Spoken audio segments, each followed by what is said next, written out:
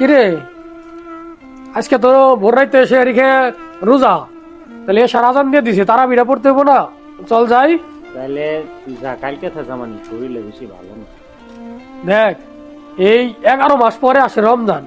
এই রমজান মাসে যদি তুই রোজা না করতে পারোস, নামাজ না পড়তে পারোস, তাহলে এই রোজা করে তো কোনো লাভ নাই। কারণ হচ্ছে এই রোজার সাক্ষী হয়েছে তারাবি নামাজ। তারাবি নামাজ পড়তেই হইব রোজা থাকলে। তুমি অসুস্থ থাকলে চেয়ারে বসে পড়বা, কিন্তু নামাজ পড়তেই হইব তোমার। তাইলে হলো তার রোজার ফজিলত পাইবা। ঠিক আছে? এই যে অবহেলা করতেছো, আজ মরে গেলে কালকে 2 দিন। তাহলে চল নামাজটা পড়ে আসি, চল যাই।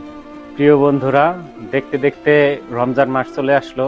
আসুন সকলে মিলে রমজান মাসে নামাজ পড়ি। কোনো অজুহাত নয়, আমরা সকলে মিলে একসাথে নামাজ পড়বো, রোজা রাখবো, রমজান মাসের ফজিলত আদায় করব।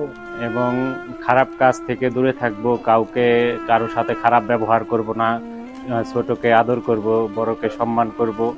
এবং কি আমরা যেন মানে খেয়াল রাখবো এই রমজান মাসে যেন আমাদের দ্বারা কোনো খারাপ কাজ না হয়, এই দিকে লক্ষ্য রাখবো। সবাই ভালো থাকবেন। আসসালামু আলাইকুম।